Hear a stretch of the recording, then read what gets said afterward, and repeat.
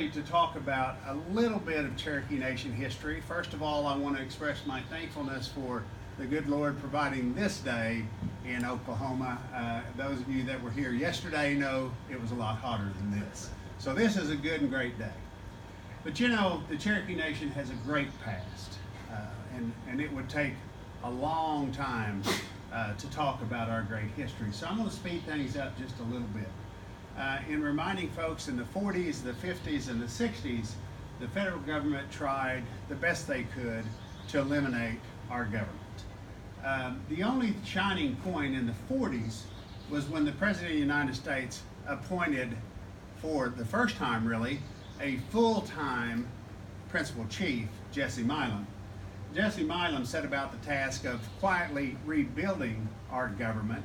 Our government never ceased to exist. It was always there. What would happen was the President of the United States would appoint maybe an individual for a day. Jesse Milam was appointed many times for one day to sign papers, to sign documents, to sign allotments, to sign this type of thing.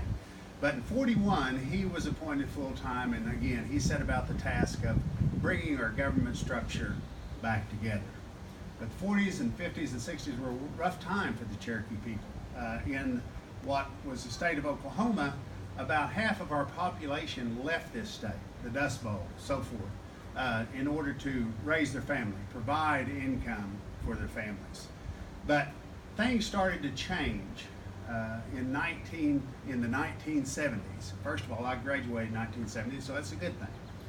But in 1970, Public Law 91-495 allowed for the citizens of the tribal nations, the Cherokee, Choctaw, Chickasaw, Seminole, Creek, the 5 civilized tribes that were known as that at that time, they were given the opportunity and the power to select by the citizens their own principal leader, in our case, principal chief. So in 1971, W.W. Keeler from Bartlesville was elected principal chief of the Cherokee Nation. 64 years had passed since we really had a chief elected by the people. But in 1971, W.W. Keeler set about the task of not only reinstituting our government full-time, bringing it back to the surface, but also the structure of the current Cherokee Nation. He began the process with just a handful of employees in Tahlequah, Oklahoma, to create what would be today the Cherokee Nation as we know it. He worked tirelessly, made many advancements, and in 1975, the Self-Determination Act allowed for the creation of programs that would serve the Cherokee people. Ross Swimmer was elected in 1975, and he advanced those things. In the 1980s and 90s, Principal Chief Wilma Mankiller and Joe Byrd moved those things forward. They created programs for the benefit of the Cherokee people.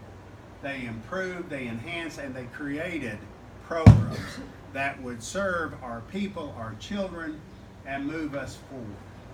And so in the 1980s and 1990s, we really started to begin progressiveness.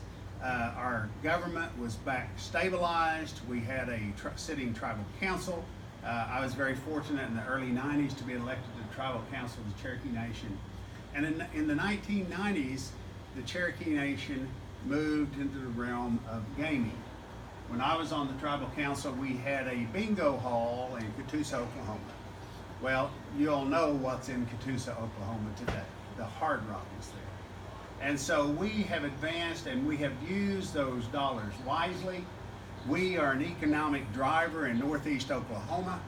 The Cherokee Nation is responsible for a $2 billion, that's with a B, $2 billion impact in our part of Oklahoma. And when we have an impact like that in northeast Oklahoma, that impacts the state statewide.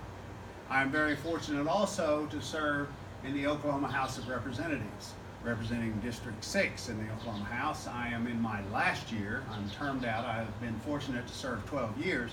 And during those 12 years, I've got to maintain contact and work for the Cherokee Nation, and also fight the battle in Oklahoma City for our education, for our health care, and for all those kind of things. I'm so proud of the Cherokee Nation for what we've been able to do during that time frame. We've been able to help public education. We've helped them tremendously. When we created our car tags, and this is what I want everyone here to take away, I know the Cherokee citizens here understand what I'm getting ready to talk about, but when you see a tribal tag, and there's a lot of them, Citizen Potawatomi, Creek Nation, Seminole, there's a lot of them, and I appreciate and I admire all of them. But when you see a Cherokee Nation tag, you need to understand that when we created that tag, we wanted to provide a lower tag price and excise tax for our citizens. But at the same time, we did not want to have a negative impact on our public schools, on our county roads, on our law enforcement, all those kind of things that would share dollars from the sale of Oklahoma State tags. So when you see a Cherokee Nation tag, you can take pride in the fact that every one of those tags sold, a part of it goes to public education, a part of it goes to county law enforcement, part of it goes to county roads and bridges. And so those things carry on, and we are the only tribal nation, and I'm not being negative to the other tribes, but we are the only tribal nation that has set up a system, a structure to share those dollars and make sure there's no negative impact on the counties in which we live, because not only are we Cherokee, we are also citizens of the state of Oklahoma. Just this last year, in January, we gave to the public schools in our 14 counties and contiguous counties over $5.4 million. And when we give those dollars to the schools, we don't tell them that you have to spend this dollar on a Cherokee. You have to spend these $5 on Cherokee. What we tell them is we want you to provide the best education possible for all of our children. Because if we can help one, we can help all. And so that's what we believe in. Now, how does that translate over the years? Since 2002, the Cherokee Nation has returned over $50 million to those same school systems that teach our children and the young people of this area.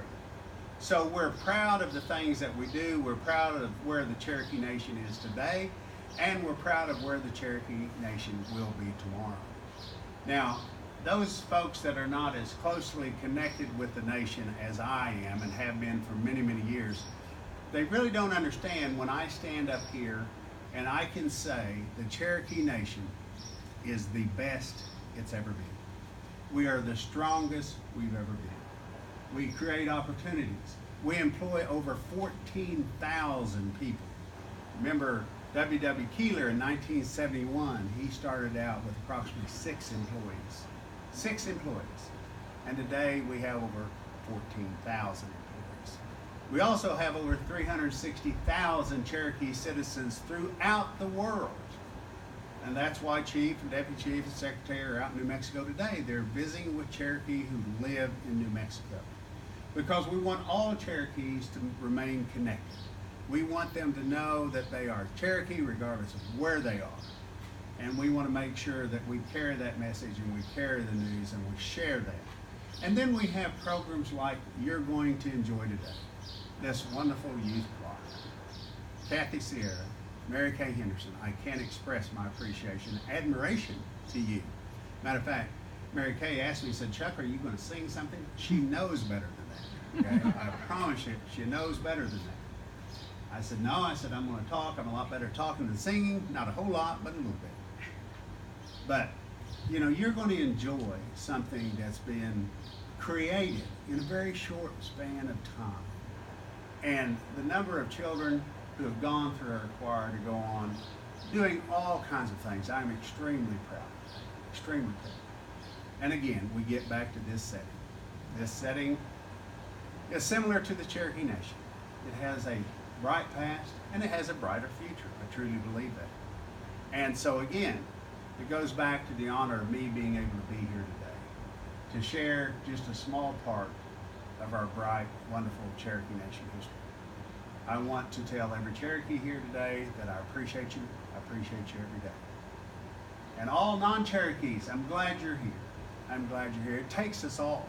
It takes us all to accomplish good and great things for our people. And so with that, I'm going to tell you goodbye. I have an event that I have to get back to in Bonita at 12 o'clock. But when Chief asked me to come here, I said, well, Chief, you know, I've got an event, I've got to be at Bonita at 12 o'clock. He said, that's okay, they can get you on 11. So, Chief, that's the kind of chief we've got. And so that's a good thing. And so that's not why I'm here. The reason why I'm here is because I wanted to be here. That's the reason. I want to thank the director. I want to thank everyone that provides this for people to come through and see how we got to where we are today and where we came from. It's a great, strong, beautiful past. So ladies and gentlemen, I want to express my appreciation for being able to be here today, and I want to thank you for this opportunity to speak to you. Thank you very much.